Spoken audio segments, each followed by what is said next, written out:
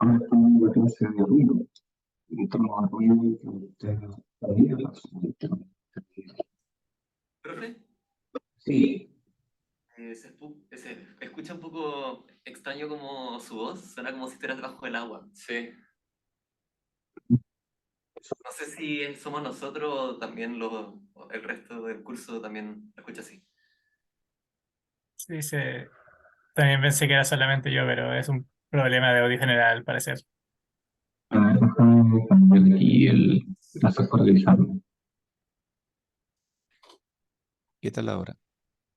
Sí. Ya, sí, gracias por revisarme. Ya, súper. Oye, el audio de la sala, no, tal vez mi audio, voy a bajarlo aquí. Ya. Entonces, vamos a empezar con ruido electrónico. Son dos clases, ¿no? Pero es un tema que es apasionante, que es súper, súper entretenido. Yo estudié harto de ruido, estudié durante mi tesis de doctorado y después cuando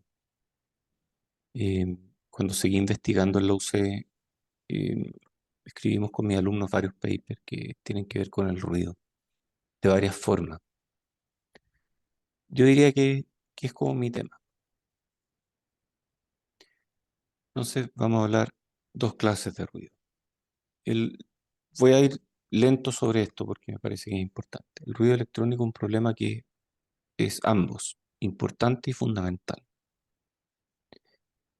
Que es como raro decir importante y fundamental, como que estoy siendo redundante, pero no lo estoy diciendo. Es importante porque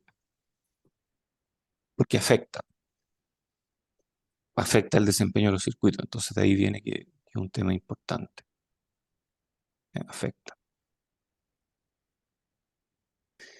Y condiciona también la forma en que voy a diseñar.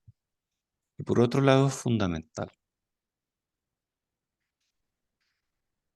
porque viene de los fundamentos de la física. No es un tema que salga porque por alguna razón X. Esto viene de la forma en que está hecho el universo. El ruido no es un problema que afecta solo a los circuitos, es un problema que afecta a todo. Por eso es fundamental. Y los circuitos, como son sensibles, se ven, evidencian ruido más que otras cosas. Pero el ruido está metido en todos lados.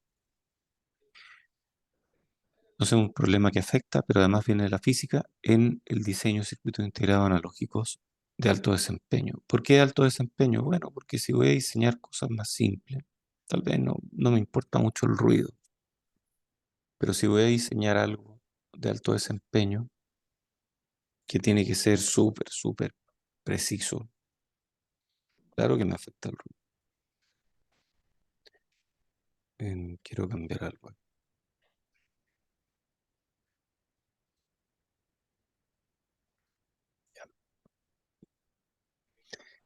El nivel de ruido de un circuito, dice ahí, afecta la fidelidad o exactitud de las señales procesadas.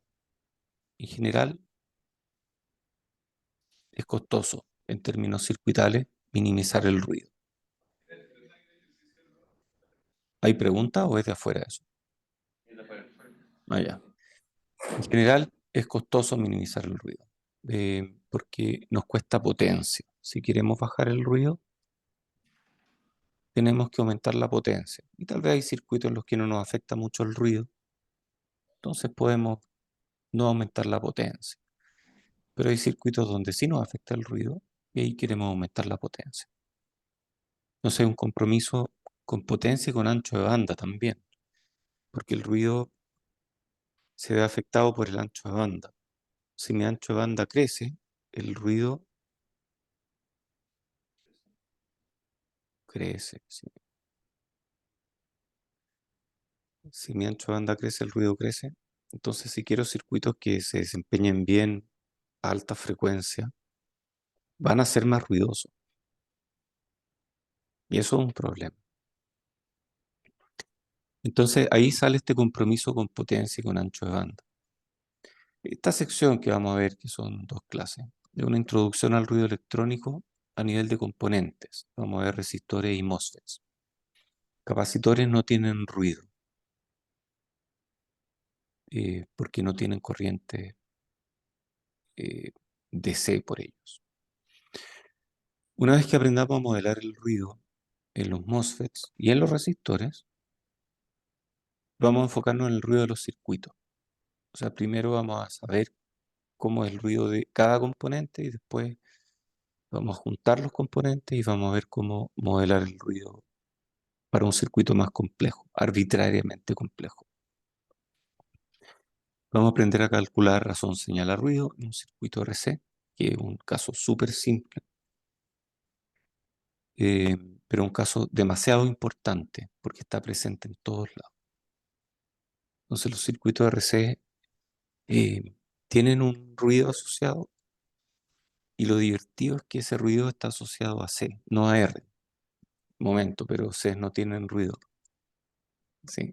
Eso es lo lindo de este problema. El C no tiene ruido, pero el C me afecta el ancho de banda. Entonces finalmente el ruido que yo veo en un circuito RC depende de C y no de R. Vamos a verlo también en un amplificador de CS y esto va a ser útil más adelante. Hay diferentes tipos de ruido en el mundo. Está el ruido hecho por el ser humano y a ese que a muchas personas le importa, a mí me importa poco. Y a ese yo le llamo interferencia. Interferencia, ustedes la conocen como fenómeno a través del cual dos señales interactúan entre sí. Entonces viene una señal, viene otra y se mete en mi receptor de comunicaciones o algo. Terminamos con interferencia.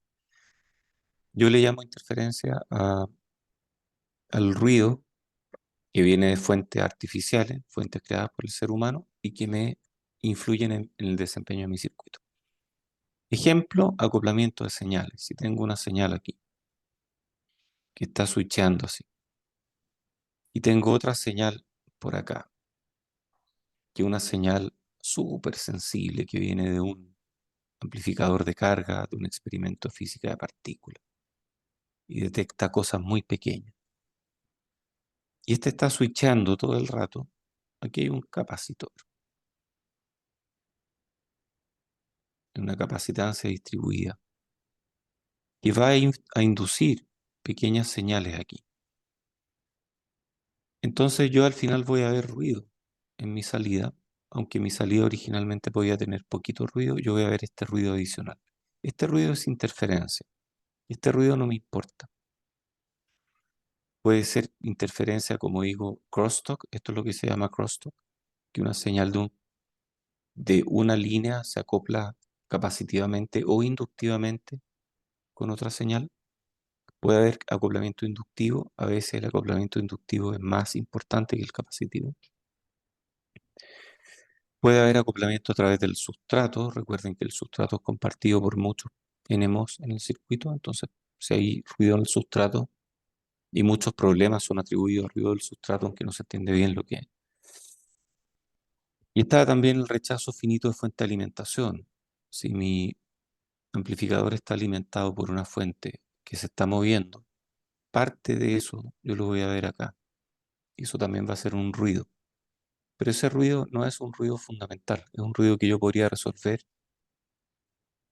con mejores componentes, tal vez, con una mejor arquitectura. No es un ruido que aparece porque sí. Cuando yo hablo de temas fundamentales, son ruidos que aparecen de la física, aparecen porque sí, porque el mundo está hecho así. ¿Qué soluciones hay para el ruido de interferencia, para el ruido hecho por el ser humano, para este ruido artificial? Podemos hacer circuitos diferenciales, de los cuales vamos a aprender en clases que vienen, o podemos aplicar técnicas de layout que reducen el ruido. Entonces este está bien, este se puede lidiar con esto. Después viene el ruido electrónico, también llamado ruido de dispositivo, y ese sí es fundamental. Ese viene porque sí. Ese es un regalo de la forma en que está hecha el universo. El universo tiene ruido. Esto viene de algo tan fundamental como la termodinámica. O sea, no hay ruido a temperatura cero, Kelvin. De ahí para arriba hay ruido. Entonces está el ruido térmico causado por movimiento aleatorio de portadores de carga. Ese es un tipo de ruido, pero hay otros tipos de ruido también. Y hay ruido de la tecnología. Por ejemplo, está el ruido de parpadeo o ruido flicker, causado por defectos en el material. Vamos a hablar de ruido flicker también. Entonces, estos de aquí son los ruidos que vamos a mirar. Vamos a mirar el fundamental y vamos a mirar el ruido que depende de la tecnología. ¿Por qué es importante el ruido? Porque, bueno, yo quiero señales que sean fieles y hay una señal que tiene una cierta potencia, pero además hay un ruido que tiene una cierta potencia y eso me define mi razón señala ruido. Y la potencia de mis señales va a ser proporcional al voltaje al cuadrado. Sí, es obvio, V cuadrado partido por R, ya, también corriente cuadrado, pero en general las señales son codificadas como voltaje, por lo tanto está bien hablar de voltaje cuadrado y hay ruido y ese ruido está en potencia. Eventualmente vamos a convertir esto también a voltaje para poder compararlo de forma más natural. El problema es este, yo estoy escuchando una señal de audio, la paso por un circuito y este circuito de por sí es ruidoso. Entonces mi señal de audio va a venir con ruido. Y a mí me encantaría contar con mi señal de audio original y no con la parte que es ruidosa. Pero este se le agregó gratis en el circuito. Y pasa con audio, pasa con video, pasa con instrumentos precisos, pasa con imágenes médicas. En todos lados hay ruido, en comunicaciones hay ruido. Sí. Oye, ¿y los circuitos digitales tienen ruido?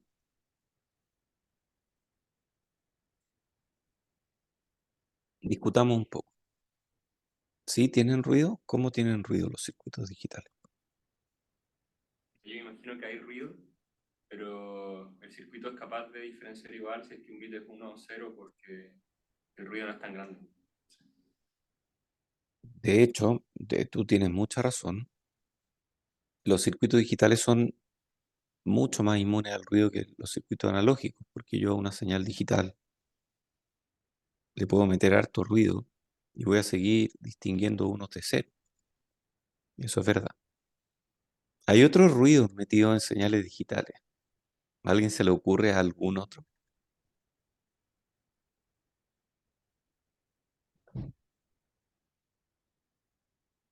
¿Qué tal precisión? Por ejemplo, tengo señales de 8 bits. Estoy procesando números de más de 8 bits. Entonces hay una aproximación de mis 8 bits a mi señal. ¿Y esa aproximación? ¿Ah? Si hay mucho ruido, entonces el muestreo no se realizaría correctamente y tendríamos una señal equivocada. Sí, pero más allá de eso, imagínate que tú quieres mostrar señales que son súper finas y usan una resolución incorrecta. O que hace operaciones matemáticas entre señales de un cierto número de bits y tu resultado va a ocupar más bits, pero tú los truncas. Al truncarlo estás metiéndole ruido.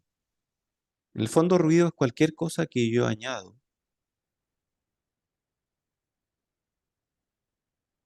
y que no es parte de la señal. Entonces, el usar una resolución incorrecta también es ruido y produce ruido digital. Y sí, hay formas de lidiar con el ruido digital entre 1 y 0, por ejemplo, con un Schmitt trigger, que es un circuito que digamos que es parecido a un inversor o un buffer, que viene algo aquí con ruido, y mi salida es mucho más limpia porque tiene histéresis. Los que no se acuerden de lo que es un Schmitt trigger,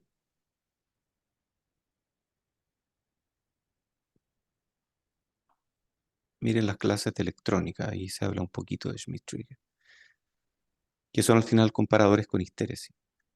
Existen buffers con histéresis y esto resuelven el problema de ruido digital.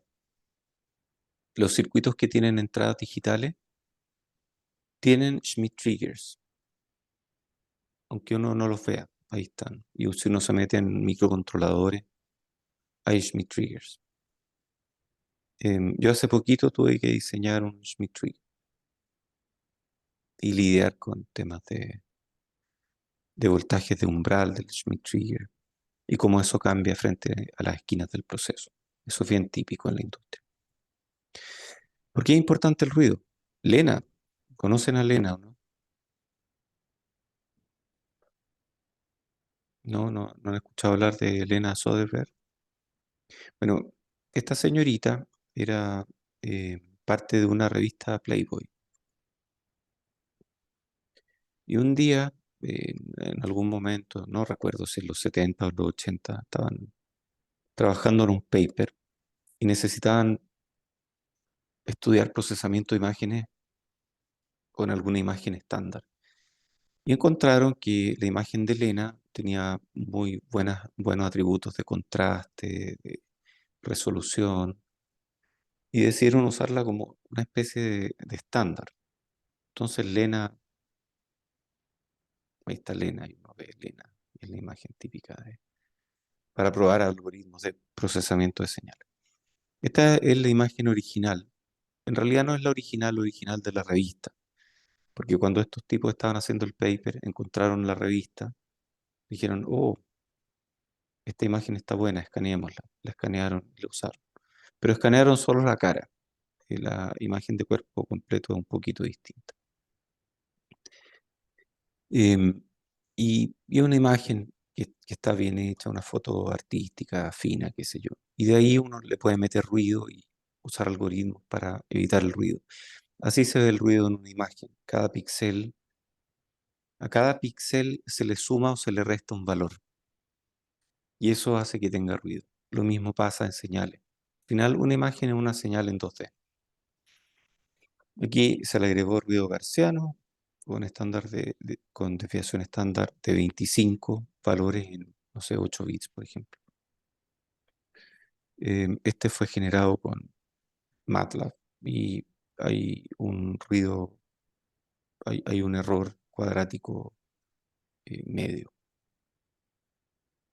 o RMS. Ustedes saben lo que es RMS. Lo vieron en electrónica, lo vieron en circuitos también. Entonces, la fidelidad de los sistemas electrónicos va a estar determinada por la SNR, por la razón entre señal y ruido, Signal to Noise Ratio. Y yo quiero que sea infinita, pero no va a ser infinita nunca. En sistemas de audio, por ejemplo. Y la gente no entiende mucho el ruido, entonces a uno le venden estos cables digitales de oro por miles de dólares, literalmente. Y no tiene sentido porque los cables digitales no llevan ruido. Son muy inmunes al ruido. El ruido al final ocurre en las cosas analógicas. Si la gente entendiera mejor ruido, no pagaría miles de dólares por cables digitales. Hay ruido en cámaras. Las cámaras son inherentemente analógicas hasta la parte final, donde hay una conversión análogo-digital y luego un procesamiento digital potente. Pero la parte analógica de las cámaras está sujeta a ruido. Los transceptores inalámbricos son inherentemente analógicos. Ahí también hay ruido. Ruido electrónico puede ser transado, o sea, yo puedo intercambiar ruido por disipación de potencia y por ancho de banda. Y aquí le puse rapidez, pero al final estoy hablando de lo mismo. En la mayoría de los circuitos, el diseño bajo ruido implica capacitores grandes, necesariamente, o resistores pequeños. Y eso me va a implicar eventualmente una baja en ancho de banda. Entonces, si yo quiero más ancho de banda, en realidad los capacitores grandes me implican más ancho de banda. Si yo quiero más ancho de banda, tengo que meterle más GM. Y al meterle más GM, estoy metiendo más potencia.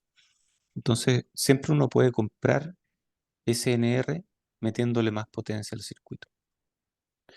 El ruido se ha vuelto cada vez más importante en tecnologías modernas con bajo voltaje de alimentación, porque el ruido viene de la física y la física no sabe de estándares, la física es nomás. Entonces cuando se trabajaba con señales grandes, con tubos de vacío, el ruido no era un gran problema. Sí existía, pero se notaba poco porque mi razón señalar ruido era muy grande. Ahora estoy bajando los voltajes de alimentación, estoy llegando a voltajes de 1 volt o incluso menores. Y si mis señales son de 1 volt, pero el ruido se ha mantenido igual que siempre, porque al final viene de la física, mi razón señala ruido baja y ahí tenemos un problema. Y eso es lo que dice esta expresión de acá. El ruido no cambia. Al ruido no le importa que bajemos el voltaje. Entonces hay ideas de, no sé, pues tal vez en vez de codificar mis señales en voltaje, ¿por qué no las codifico en tiempo? Si al final el voltaje es una arbitrariedad muy cómoda para mí, para guardar señales, para llevarlas, pero podría llevar señales en el tiempo. Podría llevar señales, por ejemplo, en una PWM. Y los anchos de pulso en relación con el nivel de C, o más bien el nivel de C de esta señal PWM es mi señal. Y yo, claro, podría llevar señales así, donde el valor de este voltaje me importa poco, lo que me influye son los tiempos. Y el ruido también se mete ahí. A nivel de tiempo, el ruido puede hacer que una señal suba antes o suba después. Y se trata como ruido. El ruido en tiempo se trata como ruido. ¿Por qué es ruido? Hay ruido en todos lados. Ya lo vamos a ver. Entonces, sí, hay ideas de meter señales en dominio del tiempo y así como corrernos del problema de señales de voltaje muy chiquititas, porque las señales chiquititas son sujetas a ruido. Y diseñar para baja potencia requiere entender muy bien el ruido. Entonces vamos a hablar de esto. ¿Qué es lo que queremos entender? ¿Cómo modelamos el ruido en un circuito? O sea, ¿cómo es el ruido de un R? ¿Cómo es el ruido de un MOS? ¿Cómo calculamos y cómo simulamos el desempeño de un circuito que tiene ruido? Por ejemplo, calcular la SNR, que puede ser importante, pero podría no ser la única cifra de desempeño que nos importa. Otra pregunta importante es: ¿qué tan relevante es el ruido? ¿Necesitamos siempre preocuparnos del ruido? Tal vez no. Los circuitos digitales ya vimos que no. Nadie se preocupa del ruido porque tenemos Schmitt triggers, tenemos 1 y 0. Pero en un disco duro, las señales son cualquier cosa y necesitamos tener algún procesamiento de señal que nos permita extraer señales de algo que está incompleto. En un CD también hay señales que a veces se pierden, hay valores que se pierden, entonces hay que agregar redundancia. Por lo tanto, hay técnicas de redundancia en señales digitales, en todo lo que es codificación digital, que lidian con ruido bastante bien. Entonces, ¿cuándo nos importa el ruido? Y ese es el tipo de preguntas que vamos a responder. Este es un curso de diseño analógico. Vamos a hablar de ruido en circuitos analógicos. Vamos a partir por lo básico. Este es un resistor ideal. Ojo, no estoy hablando de resistencia, estoy hablando de resistor, de un elemento que uno toma, pone en un circuito y lo mide. Y aquí le voy a aplicar 1 volt y voy a medir la corriente. La corriente en el tiempo, idealmente, deberá ser constante. Ese es mi resistor ideal, es el resistor que vimos en circuito. Físicamente eso es imposible, porque si uno se mete con un microscopio súper potente, esta cosa está llena de electrones. ¿Dónde estoy midiendo la corriente? Bueno, digamos que tengo un detector de corriente aquí y lo dibujé como una especie de embobinado, y cada vez que pasa un electrón por ahí va a inducir una corriente aquí. Va a inducir un voltaje aquí y yo mido este voltaje y al final estoy midiendo indirectamente la corriente del circuito. Cada vez que pasa un electrón, entonces yo veo un voltaje y al final mi corriente es una superposición de electrones que están circulando. Pero los electrones no son ordenaditos, pasan unos primero, otros después, a veces se apelotonan, otras veces se distancian un poco más porque son aleatorios. Y están todos moviéndose además porque hay temperatura, entonces los electrones chocan entre sí. Y eso produce que a veces pasen más electrones y otras veces pasen menos electrones. Y eso hace variaciones en la corriente en el tiempo. Entonces, si yo mido la corriente en forma exacta, voy a ver que a veces hay más, otras veces hay menos. Y yo no puedo predecir qué corriente viene después. Digamos que yo medí esta y la muestré. Aquí está mi corriente. Es imposible para mí decir qué corriente va a haber ahí. No puedo, porque hay ruido y va a cambiar la corriente. El ruido térmico, que depende de temperatura, o ruido Johnson, también se llama ruido Johnson, pero hoy día le llamamos ruido térmico. Y esto viene de un paper que ya va a cumplir 100 años. Habla de la agitación térmica de la electricidad en conductores. Es así de general. Es posible modelar la componente aleatoria del ruido con una fuente de corriente ruidosa. Entonces, mi resistor ideal es simplemente esto que está acá. Mi resistor ruidoso va a ser esto.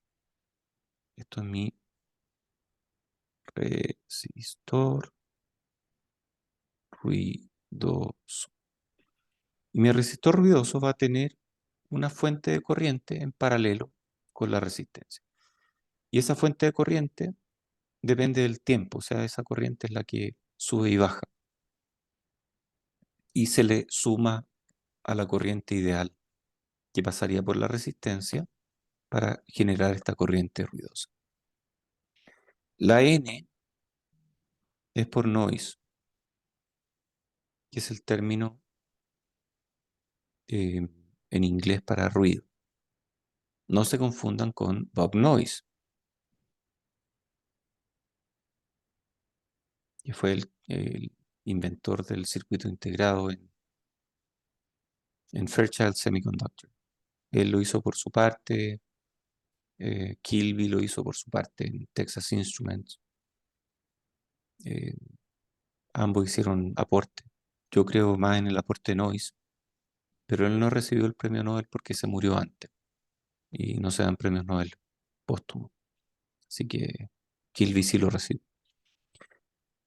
Propiedades del ruido térmico. El ruido térmico, este que depende de la temperatura, está presente en cualquier conductor. Si conduce, entonces tiene ruido. ¿Por qué? Bueno, porque los electrones se agolpan y a veces se distancian. Este es independiente del flujo de corriente DC. No depende de si yo tengo corriente o no. Si tengo corriente ahí, puede haber ruido o puede no haber ruido. Sí, tal vez fue un poco confuso eso que dije antes, de que los capacitores no tenían ruido porque no había corriente DC. No es esa la razón fundamental. Hay ruidos que sí dependen de la corriente DC, pero no este. No el ruido térmico. Es imposible predecir el valor instantáneo porque depende de cosas que son demasiado rápidas. Colisiones entre electrones que se superponen con constante de tiempo que son muy chicas. O sea, si pudiéramos medir a este nivel de constante de tiempo, tal vez idealmente podríamos predecir el ruido, pero no podemos, realmente no podemos. ¿Qué consecuencias tiene el ruido? La distribución de amplitud es gaussiana. O sea, si yo mido mi corriente, no voy a tener muchos puntos aquí, pero van a haber algunos. Van a estar todos concentrados aquí, entonces yo podría hacer un histograma. Y voy a tener una distribución gaussiana. Y este histograma yo lo puedo llevar a cosas muy simples, como por ejemplo medir cosas en un osciloscopio. En un osciloscopio uno ve señales claritas, ¿sí? Pero cuando uno empieza a hacer zoom, uno empieza a aumentar la ganancia del canal, ve que esta se vuelve más gruesa. Y ese grosor que uno está viendo es el ruido, ese grosor de la señal. Entonces uno ve un grosor más o menos entre aquí y aquí. Ah, y yo me acordaba de las señales de la gaussiana que tienen asociado un sigma, que es la desviación estándar. Y yo me acordaba que algo así como el 90, y ¿cuántos por ciento está dentro de 6 sigma más menos 3 sigma? ¿Se acuerdan de eso, no? Entonces, si uno mide esto, si uno ve una señal física en un osciloscopio, estoy viendo mi señal, y tiene un grosor, ese grosor es 6 sigma, más o menos. Entonces yo divido ese grosor por 6 y el resultado es más o menos la desviación estándar del ruido. Yo puedo medir en la práctica de una forma muy cruda, pero puede dar resultados razonables. El ruido es súper entretenido. Conocer la corriente en un punto del tiempo determinado nos sirve para predecir la corriente en un punto siguiente. Y la potencia producida por el ruido llega a frecuencias muy altas, hasta teraradianes por segundo. Eso es mucho. O sea, en circuitos de elementos, de lumped element, o sea, de elementos concentrados, de parámetros concentrados, estamos condenados. Siempre va a haber ruido. A las frecuencias más altas que lleguemos, vamos a tener ruido. Y la única propiedad del ruido que podemos predecir de verdad es su potencia promedio. Y esa potencia promedio llamamos varianza. Está relacionada con la varianza. Entonces está la varianza. Y está la desviación estándar, que es como la raíz de la varianza. Potencia promedio, ¿cómo la calculamos? En una señal conocida. Bueno, ustedes saben sacar promedio y cuando uno va a señales continuas, los promedios son continuos, son obtenidos con integral. Entonces yo, por ejemplo, tengo una señal con periodo t y digo, ya, voy a calcular la potencia promedio en un periodo. Entonces integro la señal al cuadrado por r sobre ese periodo y divido por el periodo y ahí ya tengo la potencia. Esa es la potencia promedio que calculábamos en circuito hace un año atrás o más. Vamos a extender la definición para señales que son no determinísticas y que tienen periodo infinito. Infinito es no definido. Entonces yo integro, pero en vez de integrar sobre un periodo, integro sobre todo el tiempo posible. Y ahí nos metemos con una definición medio rara. Hablamos de tiempo infinito.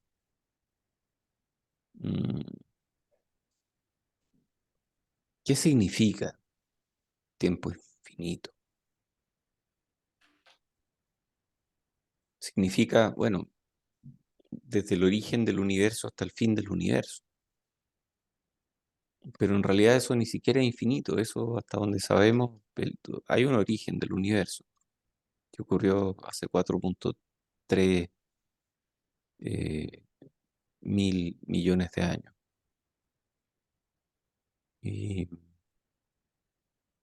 O por ahí. No, perdón, es el origen de la Tierra. El origen del universo es muy anterior. ¿Cuándo es? Como 15 mil millones de años, 20.000, 18.000, por ahí. El Big Bang. Entonces hay un inicio. Y hay un término, no sabemos. No sabemos si existe este Big Crunch o algo, no sabemos. Pero el tiempo al final es limitado. Y nosotros en nuestras vidas tenemos un tiempo limitado. Entonces integrar sobre tiempo infinito es una burla a nuestras vidas limitadas. Suena como un chiste, pero no lo es. Eh, para integrar sobre tiempo infinito hay que integrar sobre lo que ocurre desde el origen del universo hasta el final del universo. Y eso es DC. Todo lo que nosotros hablamos como DC es una aproximación en un tiempo finito. Pero si realmente quisiéramos mirar DC, hay que integrar desde el origen del universo hasta el término del universo. Bueno, aplicamos la misma ecuación y en este caso aplicamos IN cuadrado. Por conveniencia vamos a eliminar R, porque va a estar presente en todos lados. Vamos a sacar R de aquí. Y vamos a usar la potencia promedio de la corriente o el voltaje al cuadrado. Entonces va a ser potencia al cuadrado de la corriente. Entonces es medio raro porque hablamos de potencia relativa a la corriente al cuadrado. Nos falta la resistencia para convertirla en corriente, en potencia. Entonces como una corriente al cuadrado, pero lo que me importa ahí es que el ruido está asociado a la corriente al cuadrado. Eso es el límite sobre todo el tiempo del mundo, entre 1 partido por tiempo, por la integral entre menos t medio hasta t medio de la corriente instantánea al cuadrado. Entonces, así como hablábamos de desviaciones estándar y varianza, las varianzas van a tener que ver con voltaje al cuadrado o con corriente al cuadrado. O con potencias. Eso es importante porque mis señales es fácil trabajarlas y superponerlas como volts, como corriente, se suman, ¿no? Pero en ruidos no, pues en ruidos sumamos corriente al cuadrado, sumamos voltaje al cuadrado. Como el espectro del ruido térmico. Si metemos esto en un analizador de espectro y miramos sobre frecuencia, y esto va de frecuencia cero hasta infinito. Frecuencia cero. ¿Qué es la frecuencia cero? ¿Existe la frecuencia cero?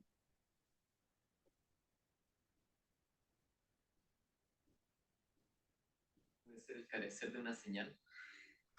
No exactamente. Ese, ya, no. Pero ¿Qué es sí la puede ser. frecuencia? Frecuencia cero es DC y DC es en un tiempo infinito. O sea, cualquier analizador de espectro real no me va a marcar frecuencia cero, me va a marcar algo que es mayor que cero. Porque la única forma de medir DC es integrando sobre todos los tiempos desde el origen del universo. Podemos aproximar DC, pero no podemos medir DC. Y por eso los diagramas de Bode al final no llegan a cero. Se empiezan a achicar en frecuencia, pero no llegan a cero. Entonces, medimos desde frecuencias muy bajas hasta frecuencias muy altas. Medimos densidad espectral de potencia, Power Spectral Density. Y vamos a medir un cierto valor. Esto está en potencia, esto está en watts. O equivalentemente, si lo pasamos por una resistencia conocida, puede ser amper cuadrado o puede ser volt cuadrado. Podemos llevarlo a corriente, podemos llevarlo a ruido o podemos manejarlo como potencia. Entonces la densidad espectral de potencia muestra la densidad de la potencia de una señal en función de la frecuencia. O sea, ¿qué potencia tengo entre esta frecuencia y esta frecuencia? Ya, pues ahí está. Esa es la potencia entre esas frecuencias. En el caso del ruido térmico, la potencia se distribuye en forma uniforme. Eso significa que esto es plano, o es esencialmente plano. Hasta frecuencias muy altas, muy altas. Así que para todo efecto práctico, el ruido térmico es blanco. ¿Por qué blanco? Bueno, porque la luz blanca tiene todas las frecuencias del arco iris. Entonces, una alusión a eso. El ruido blanco tiene todas las frecuencias. Pucha, me gustaría sacarle potencia al ruido. La potencia promedio total, P sub n en una banda de frecuencia, va a estar integrada. O sea, yo puedo integrar entre frecuencia 1, frecuencia 2, integro esto, y eso me da potencia. Eso me da potencia medida en watts. O sea, ¿en qué unidad está esto? Porque si yo integro esto, me dan potencia. Por lo tanto, la unidad de esto es watts partido por frecuencia. Y frecuencia 1 partido por segundo. Entonces esto es watts por segundo. O watts, tal vez mejor ponerlo como watts partido por hertz. Ok. O equivalentemente, si nos desmarcamos de la resistencia, podemos hablar de ampere cuadrado partido por hertz o de volt cuadrado partido por hertz. Y si uno integra entre dos frecuencias, uno termina con ampere cuadrado, volt cuadrado o watts. Entonces la integral de la PSD nos da potencia en watts. ¿Cuál es la potencia de ruido térmico? Nyquist demostró que la PSD de un resistor es 4kT, donde K es la constante de Boltzmann. Esa es la PSD. Y dice aquí función de la frecuencia, pero no depende de la frecuencia, es como divertido. KT.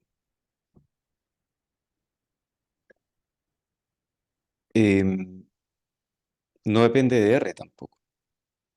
Cáchense lo fundamental que es esto, no depende de R. O sea, el resistor puede ser de valor cero, como un conductor. Y un conductor también tiene ruido. ¡Ah! Los conductores tienen ruido. Ya no voy a poder vivir tranquilo. Primero los microbios, me dicen que todo tiene microbios y ahora me dicen que todos los conductores tienen ruido. O sea, cada vez que vea un conductor, voy a estar pensando en ruido. Así como cada vez que hablen de realimentación, voy a estar pensando en inestabilidad, por esta cosa que les metí en la cabeza en la primera clase. Vamos a ir hablando de ello en el futuro. Kd es constante Boltzmann, T es temperatura absoluta, KT, 4kT tiene este valor a temperatura ambiente. Potencia de ruido promedio total de un resistor en una banda de frecuencia dada es, bueno, aplico la fórmula integral entre F1 y F2, mi frecuencia, o sea, voy a integrar entre dos frecuencias, porque si integro sobre todas las frecuencias voy a tener infinito. Puedo sacarle potencia gratis. No, no, porque esto acuérdense que se empieza a caer acá. Pero para todas las frecuencias útiles en el circuito, tengo ruido. Entonces siempre hay que integrar entre frecuencias. Uno no puede integrar hasta el infinito. Y va a ser 4kT por df. Y uno integra esto entre las dos frecuencias y me da 4kT por delta F. Y esa es simplemente la potencia en watts. Esto está en watts. Y esto aquí dijimos que está en watts partido por hertz. Entonces ya estamos hablando mucho de potencia, pero me gustaría llevarlo a cosas más tangibles para mí como voltaje. Potencias pueden ser bastante tangibles, pero uno se maneja mejor en señales con voltaje. Entonces, ¿cómo modelo yo un resistor con corriente de ruido o un resistor con voltaje de ruido? Bueno, yo le aplico, y aquí sale esta notación rara, que es I cuadrado barra. La barra me está diciendo que esos son promedio, y esto al final es mi ruido. Esa la pongo en paralelo o pongo en serie una fuente de voltaje. Estas dos son equivalentes, son lo mismo. No, esto no. Son lo mismo, son diferentes expresiones para lo mismo. Si lo miro por voltaje, yo sé que el voltaje de ruido al cuadrado va a ser la potencia del ruido por R. Y la potencia del ruido yo ya la había calculado acá, 4kT delta F. Entonces el voltaje, lo multiplico eso por R, me da 4kT R delta F. Y esta fórmula es importante, por eso está puesta como en un cuadradito. Está destacada porque esta es la fórmula que vamos a estar usando. 4kTR delta F. Ok. ¿Habían visto esta fórmula antes o no? O algo parecido con un 2 tal vez aquí y no un 4. Leme se equivocó, puso 4. Sí. Yo lo había visto con 2. Bueno, 2, los que usan frecuencias de menos infinito hasta infinito, integran esta banda entre menos F1 y menos F2, entre más F1 y más F2, y en ese caso le ponen aquí un 2. Pero yo integro frecuencias positivas nomás. Para que me dé el mismo resultado, le ponemos 4 ahí. Pero si han visto un 2, es porque usan frecuencias positivas y negativas. El circuito usamos 4. Eso es lo que se estila. Entonces, 4 kTr delta F. Y esa fórmula es importante, es tan importante que se la van a tener que aprender. ¿Cuánto sería, por ejemplo, para un resistor de 1 kilo ohm? Para 1 kilo ohm, yo reemplazo aquí y tengo que Vn cuadrado. Voy a poner el delta F abajo, que vamos a asumir un ancho de banda cualquiera. Y lo que estoy mirando aquí es la PSD, o la densidad espectral de potencia medida en voltaje cuadrado. Y me va a dar 16 por 10 a la menos 18 volts cuadrado partido por hertz. Por 10 a la menos 18, o sea, es chiquitita, suficientemente chica como para no darme potencia que yo pueda usar en la vida, pero suficientemente chica, suficientemente grande como para echar a perder mi, eh, mis mediciones. Y ya, pues, yo en volt cuadrado no me manejo mucho, la verdad. Como que no me cuesta entender un volt cuadrado. Yo no he visto volt cuadrado, he visto volt nomás. Y cuando mido con el multímetro me da volts. Y mis señales están en volts. Entonces yo quiero llevarla a una comparación en volts. No tiene mucho sentido, pero si le saco la raíz a esto, yo con raíz de Vn cuadrado partido por delta F, y eso me da 4 nanovolts por raíz de Hertz. Y esa es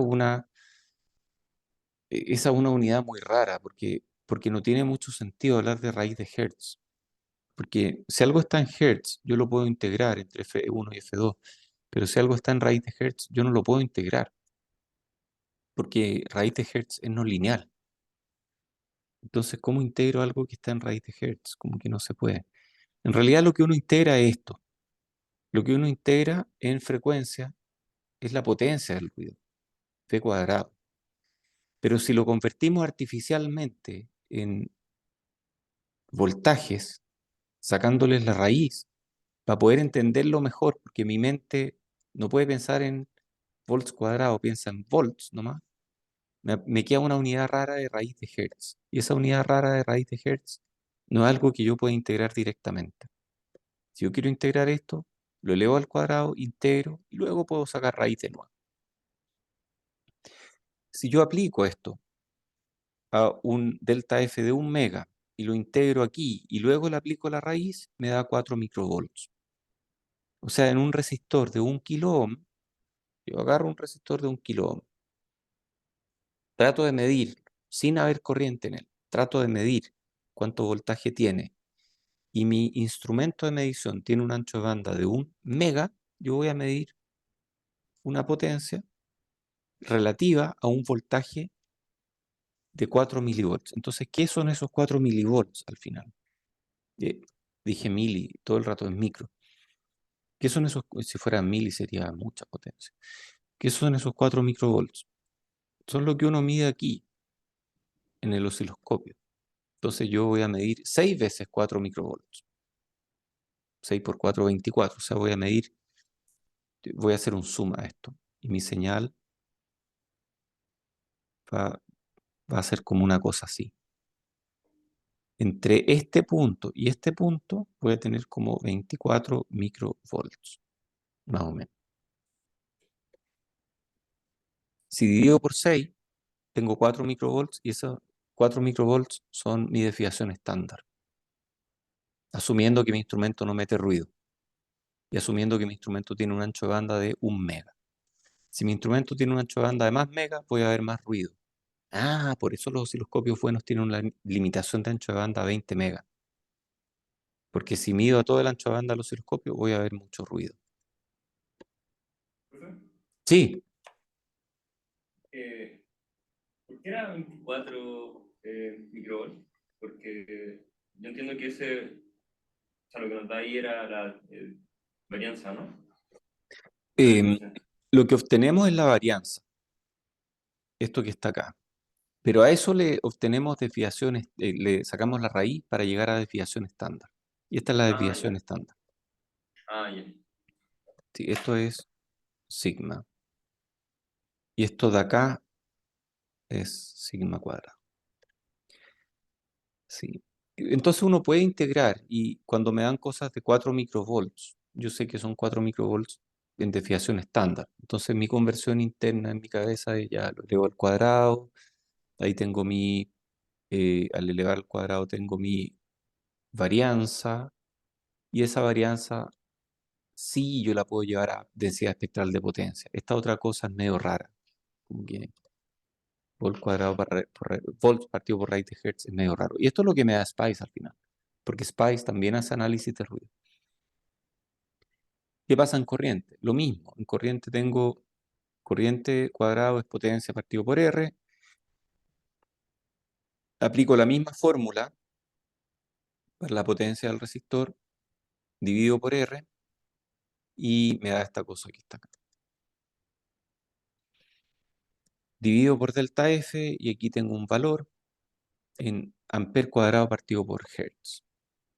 Y yo eso artificialmente le puedo sacar la raíz para entenderlo mejor en mi mente que no entiende amper cuadrado, porque los amperes cuadrados están en varianza y yo estoy más acostumbrado a cosas que son señales más simples, que no son varianzas, son desviaciones estándar. Y me da esta cosa que es 4 picoamperes por raíz de Hertz. Y si yo integro esto sobre una banda de 1 mega, tengo que integrar esto. No puedo integrar esto porque esto es partido por raíz de Hertz. Sería ridículo. Integro esto. El integrar esto sobre 1 mega y le calculo la raíz después, obtengo 4 nanoamperes. Entonces eso es lo que significan mis 4 nanoamperes. ¿Cómo se ven los resistores en serie? Esta es como el primer chequeo de sanidad que uno hace aquí. Bueno, tengo 2 resistores en serie. Las resistencias se suman, yo lo sé. ¿Qué pasa con las fuentes de ruido? La fuente de ruido, bueno, es la fuente de ruido 1 más la fuente de ruido 2 más 2 veces C por... ¿Qué es esto? ¿Alguien sabe qué estoy haciendo aquí? Esto venía como de estadística, ¿o no? Esto se parece a... Ahí esta C debe ser de covarianza, eso, covarianza. Perfecto, ya. Ok. Pero estas dos fuentes son estadísticamente independientes, porque el ruido que ocurre en una y el ruido que ocurre en otra no se pusieron de acuerdo. Cuando pasa un electrón extra por acá, no necesariamente pasa un electrón extra por allá. Entonces, esta C es cero. Como esta C es cero, nos queda que sumamos los voltajes al cuadrado. Y que es lo mismo que si en la ecuación sumáramos la resistencia. Entonces, esta es importante, esta es para que la enmarquen. Siempre que tengas que sumar fuentes de ruido que son independientes, que vienen de procesos independientes, tienen que hacerlo en el dominio de señales al cuadrado, ya sea en potencia, ya sea en corrientes cuadrados, ya sea en voltajes cuadrados. O lo que llaman los físicos principalmente en cuadratura. Se suman en cuadratura, se suman como cuadrado, no se suman directamente. Nunca sumen valores RMS, a menos que las fuentes sean correlacionadas.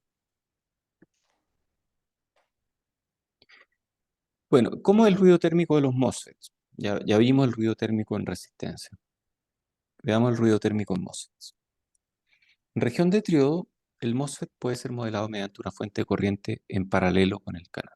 O sea, yo tengo mi MOSFET acá y esto tiene una fuente de ruido I sub n cuadrado. ¿Por qué la puse mirando para abajo? Podría haberla puesto mirando para arriba, ¿no? ¿Importa para dónde mira, no? Da lo mismo, realmente da lo mismo, sí. Suma para arriba o suma para abajo, da lo mismo. Siempre suma. El ruido siempre suma. Nunca se resta, ese es un problema. Ah, pero ¿cómo yo puedo tener audífonos con cancelación de ruido? Con cancelación activa de ruido. Estoy diciendo que el ruido siempre suma. No entiendo. Si invierte la señal o se desfasa. No, no se invierte. Ahí se cancelaría. Ya, ok, tú tienes razón. Si yo invierto la señal, podría cancelarla. ¿Y yo puedo invertir una señal tan rápida como el ruido? No, habrá un desfase. Entonces, ¿cuándo puedo cancelar el ruido y cuándo no? Me han engañado. Me han engañado toda la vida. Estos audífonos con cancelación de ruido no cancelan ruido. Tal ¿O vez hay sí? una promedio de estimación del ruido de la forma. No, hay otra razón. Y para esa otra razón tenemos que volver acá. Están los ruidos hechos por el ser humano, como el niño que está gritando aquí al lado, como, no sé, papá que cerró la puerta y sonó, la mamá que dijo, ven a almorzar. Y esos son ruidos hechos por el ser humano. Y esos ruidos yo podría muestrearlos con suficiente rapidez, porque si es ruido acústico, tengo súper claro que va entre 20 Hz y 20 kHz más o menos. Y ese lo puedo muestrear y sé exactamente qué ruido hay. Y ese lo puedo restar de lo que estoy escuchando. O sea, si le pongo a mi audífono un micrófono, ese micrófono capta ese ruido. Yo después aplico lo mismo que estoy escuchando, le aplico ese mismo ruido, pero con el desfase, o sea, invirtiendo la señal, se van a cancelar.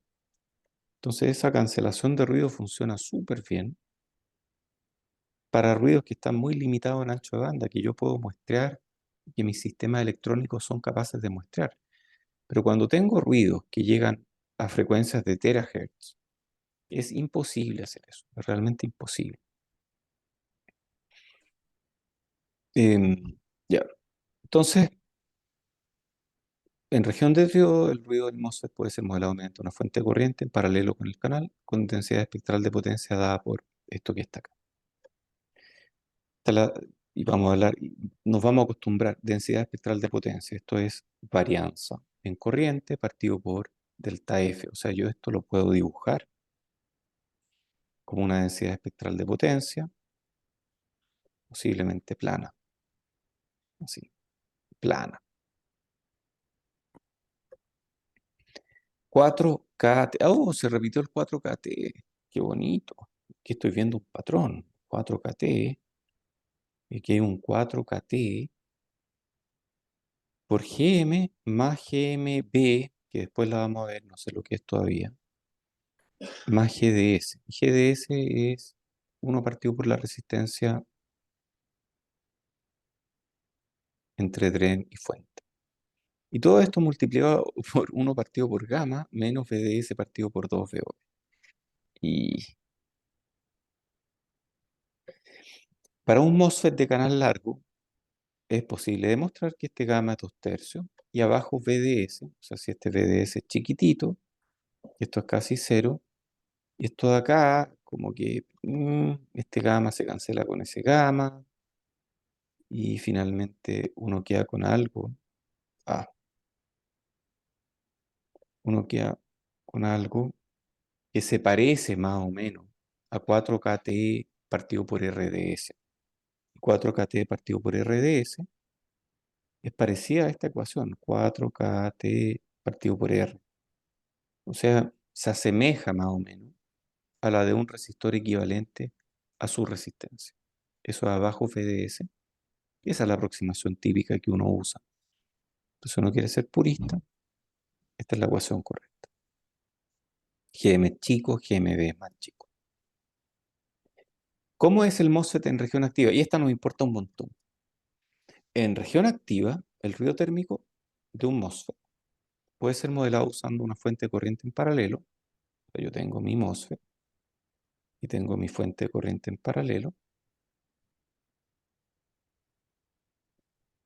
con una densidad espectral de potencia de 4KT gamma GM. Esta es mi densidad espectral de potencia. Y si yo la multiplico por el ancho de banda, delta F, voy a llegar a algo que está en potencia. Entonces, este está en watts. Este está en watts partido por hertz, y este está en unidades de hertz. Para un MOSFET de canal largo, este gamma es 2/3. 4kT gamma G. Ha habido debate respecto de gamma en MOSFET de canal corto, porque algunos decían que gamma podía ser hasta 5, otros decían que podía ser más chico, y al final hoy día se habla de gamma igual 1. Yo en mis ecuaciones de ruido uso gamma igual 1. Este paper ya tiene 20 años, pero habla de gamma igual 1. Entonces 4kT gamma G. Y el ruido entonces es corriente, no es voltaje. Ok, simulemos en Spice. En Spice uno puede simular ruido. Ustedes pueden copiar este mismo deck, este mismo netlist, y simularlo. Lo que estamos haciendo aquí es transistor 1, que es algún modelo con un ancho, con una longitud de canal. Aquí no le puse capacitancia. Tengo VDD de 2,5 volts, tengo VIN aquí que es una C, y tiene una parte de C de 1 volt. Ah, momento. Esto es súper importante, no lo he dicho, pero es súper importante. Todo esto que hemos hablado de ruido, todo esto hasta acá,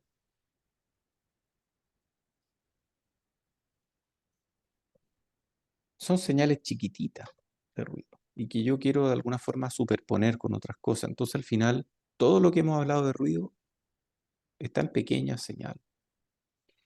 Y mi análisis de ruido son en pequeñas señales. Son punto AC en función de la frecuencia. Entonces mi análisis de ruido que uno hace con un punto noise en Spice, finalmente es una especie de punto AC. Por eso yo tengo que darle una fuente AC. ¿Por qué le tengo que dar una fuente AC? Porque esta es una pregunta súper obvia. ¿Por qué yo tengo que decirle, oye, esta es una fuente AC? Yo podría haberle dado como fuente AC esta que está acá, o podría haberle dado como fuente AC otra fuente AC que esté en otra parte del circuito que no me importe. ¿Por qué tengo que darle una fuente AC? Y la respuesta es porque Spice hace algunos cálculos de funciones de transferencia relativas al ruido. O sea, como que me refiere ruido a otras fuentes. Y para hacer eso yo tengo que decirle cuál es mi entrada. Entonces esta fuente AC que uno pone acá es la entrada. Si uno pone cualquier fuente, los cálculos de ruido van a ser los mismos. Pero los cálculos de funciones de transferencia de ruido no me van a poder decir cuál es mi función de transferencia porque no sé cuál es mi entrada.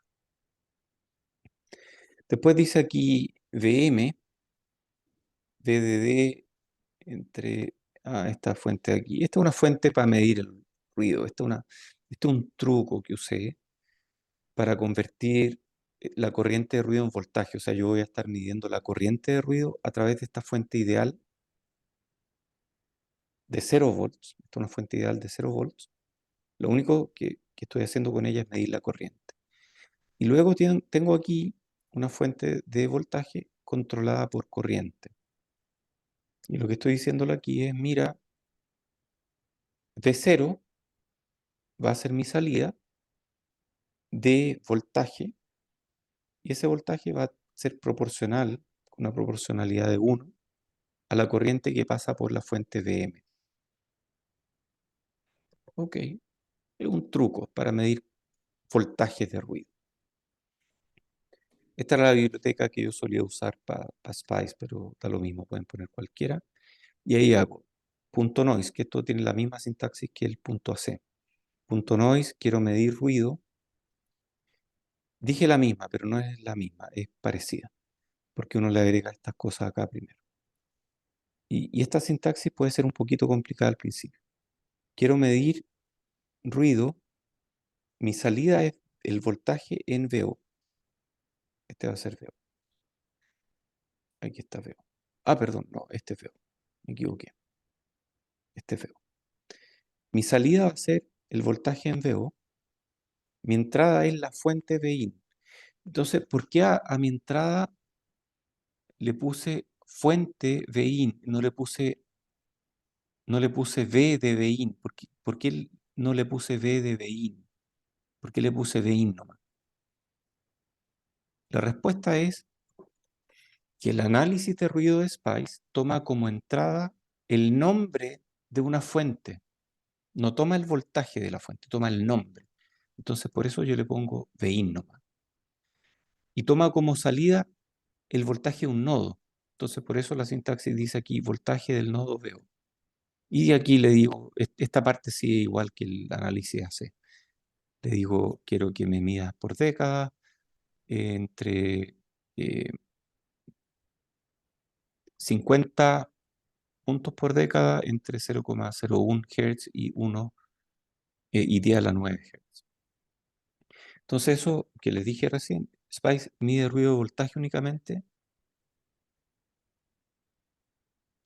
en un nodo referido a una fuente de entrada arbitraria. Yo puedo poner cualquier voltaje AC como mi entrada, pero lo ideal es que, claro, ponga la fuente de entrada de mi circuito como la fuente AC. Entonces, ¿cómo mido corriente? Bueno, este es el truco. Convierto esta corriente en un voltaje a través de esta fuente de voltaje controlada por corriente. Listo. Hago la simulación y les cuento al tiro, esta simulación es mula. ¿Cómo es mula? Esta no es una simulación de verdad. Sí, es una simulación de verdad. Spice me dijo esto, pero les voy a contar algo que es medio enredado. Spice me dijo, cuando yo le dije, este es mi transistor, lo que Spice me dijo fue esto. Y yo le agregué al modelo artificialmente otra cosa que hace que el ruido sea así. Y ya voy a explicar por qué. Pero esto no es verdad. Esto de aquí trata de emular algo que es verdad, pero que mi modelo de Spice no lo tenía. Entonces esto que está aquí es falso. Si ustedes hacen la simulación, no les va a dar lo mismo. Les va a dar algo plano. Entonces el punto P me da un GM de 8.07 milisiemens. Si aplico gamma 2 tercios, el ruido debería ser 9,45 picoamperes por raíz de Hertz. Y Spice me da las cosas en picoamperes por raíz de Hertz, y esto es 9.45 picoamperes partido por raíz de Hertz.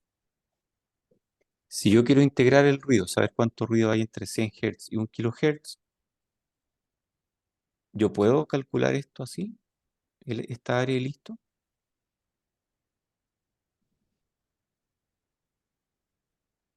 La respuesta es no. La respuesta es no, porque cuando yo quiero integrar esto, tengo que integrarlo en potencia. Yo no puedo integrar algo que está dividido por raíz de Hertz. Yo tengo que elevarlo al cuadrado. Ahí me da en ampere partido por Hertz. Eso lo integro. Y luego a eso le calculo la raíz. Y esa raíz es el valor que tengo para esta integral. Pero yo no puedo integrar ruido así nomás. Hay algunas discrepancias. Spice considera GM más GDS más GMB.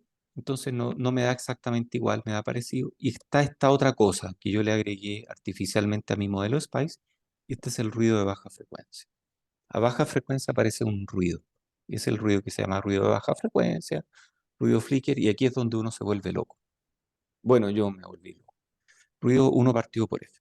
Ruido de baja frecuencia, ruido flicker. Ruido de parpadeo, ruido rosado. Tiene todos esos nombres. Aparece en todos los sistemas físicos, no solo en sistemas electrónicos, aparece en todo. Si uno mide cualquier cosa, hay ruido flicker. Si uno mide las crecidas del Nilo, hay ruido flicker. Si uno mide las órbitas de los planetas, hay ruido flicker. Si uno mide cualquier cosa que uno mida, que uno tenga datos, si uno grafica esos datos en frecuencia, en alguna parte va a empezar a subir a baja frecuencia. Y esa subida a baja frecuencia es ruido flicker. Y es particularmente alto en MOSFETs. Una forma empírica, porque al final el modelo físico es mucho más complicado y existen muchos modelos de ruido flicker, pero una forma empírica de modelar el ruido en Spice es esta. Insisto, empírica porque se ajusta bien, pero no es fundamental. KF, este es el coeficiente de ruido flicker, partido por COX, ustedes ya conocen muy bien, EOX partido por TOX. o epsilon o x partido por t o x. Gm cuadrado, ok. O sea, mi corriente de ruido es proporcional a Gm cuadrado, partido por WL, esa es mi capacitancia compuesta, por delta F partido por F. Este 1 partido por F, entonces, es lo que me da esta característica, sí, ya, ok. O sea, este ruido crece a medida que la frecuencia baja. Hay otros modelos disponibles en el manual de SPICE, pero este es el modelo que vamos a usar, que es un modelo súper simple. KF depende de la tecnología. No sabemos el valor para esta tecnología que estamos usando. Y es por eso que yo le tuve que dar un valor de KF súper exacerbado para poder mostrar esto. No, en realidad no me acuerdo si le di un valor grande, chico.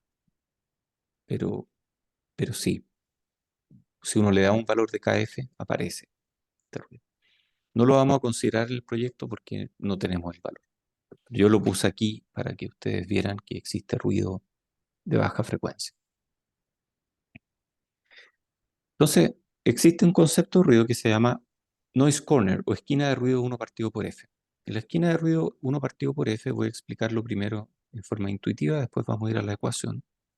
Que si yo tengo esto así y tengo esto así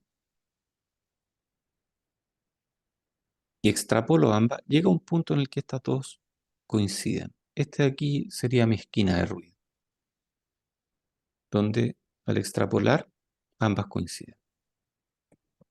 Entonces la frecuencia a la cual la densidad espectral de potencia del ruido, 1 partido por F, ojo, esto lo hice en señales, esto lo hice en amper partido por raíz de hertz, debía haberlo hecho en amper cuadrado partido por hertz. Es igual, la potencia del ruido flicker es igual a la potencia del ruido térmico. Donde se igualan, esa es mi esquina de ruido. Y me dice cuán malo es el ruido flicker. Esquinas de ruido alta, o sea, si esta esquina de ruido fuera alta, si fuera de 100 Hz, significaría que tengo mucho ruido. Y si fuera de 1 mega, significaría que tengo mucho ruido.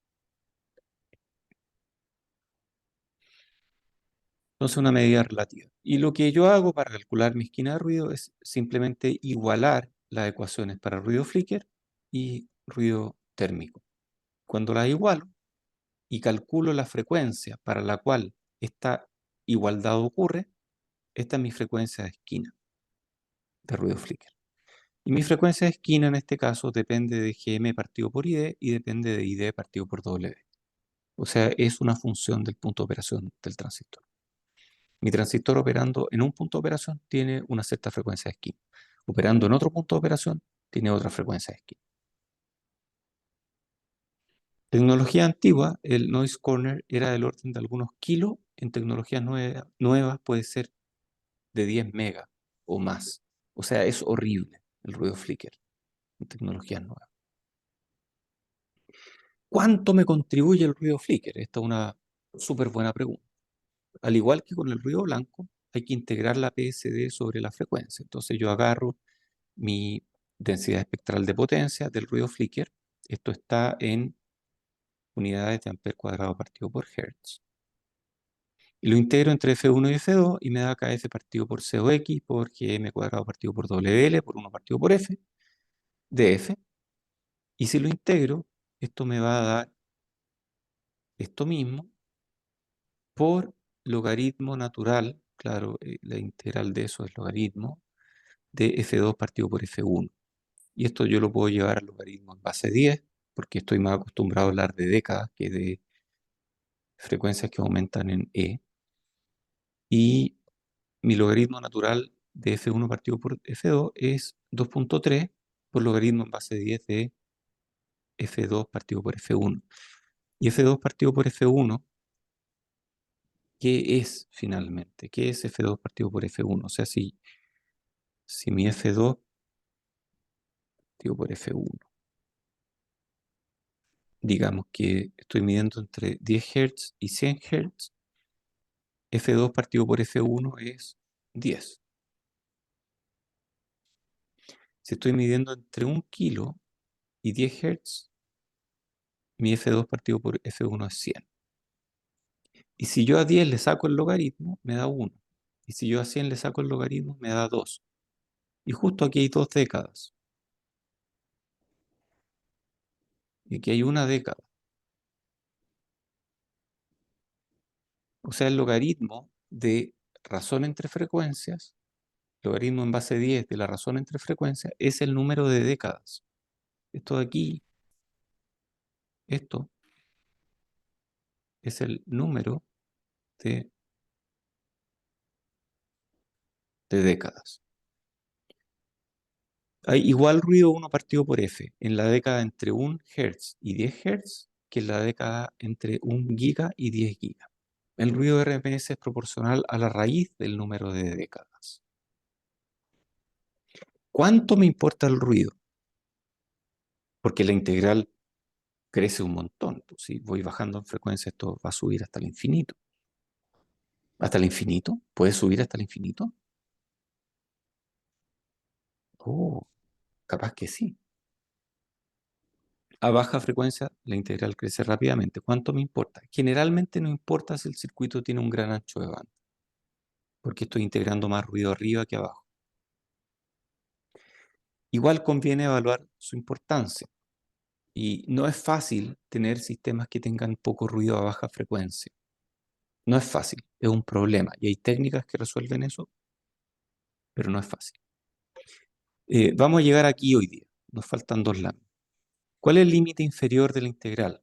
Si f tiende a 0, la PSD tiende a infinito. Entonces hay una discusión en este paper. Échenle una mirada. Supongamos que a baja frecuencia el ruido tendiera a infinito. ¿Cuánto nos importa? Bueno, veamos cuánto nos importa procesando una señal por 1 año. Si la procesamos por 1 año, estamos llegando a 0,03 microhertz. Y el número de décadas entre 1 año y 100 Hz son 10. O sea, sí me va a influir algo, pero si mi circuito tiene un ancho de banda grande, tal vez me influye poco. Entonces esto no es un problema si mi ancho de banda es muy grande. Si mi ancho de banda es pequeño, claro, ahí sí se vuelve un problema. Y esta otra lectura interesante, que yo no sé cómo se lee este título, pero parece que se lee algo así como I just love flicker noise. Y así me imagino que se lee, un título con un nombre extraño. Y un paper que como que ilumina bastante. Y yo me imagino que esto es como voz de pirata, que parece que los piratas eran rock. Y este es el resumen del modelo del MOSFET, que cada vez se está volviendo más complicado y cada vez más me pregunto cómo se me ocurrió tomar este curso. Tengo el GMBGS, que es maravilloso. Tengo este RO, ojo, sin ruido. Tengo esta corriente de ruido que se modela de esta forma, donde estoy metiéndole por un lado el ruido térmico y por otro lado el ruido flicker. Y tengo mis 5 capacitancias que en realidad yo no puedo modelar porque es una transcapacitancia completa. Y este RO que está acá no tiene ruido, porque los ROs, este RO es un efecto matemático al que yo le di un nombre, le di un número y ese número es RO. Pero este RO no es una resistencia física que está dentro del transistor. Si ahora a mi transistor le pongo una resistencia física desde DREN, desde compuerta y desde cuerpo y desde fuente, claro, estas resistencias van a tener su ruido. Pero esta resistencia que está acá no es una resistencia física, no es un resistor físico, es una resistencia matemática. Por lo tanto, no tiene ruido. Con esto termina esta clase. Voy a dejar de compartir y dejar de grabar.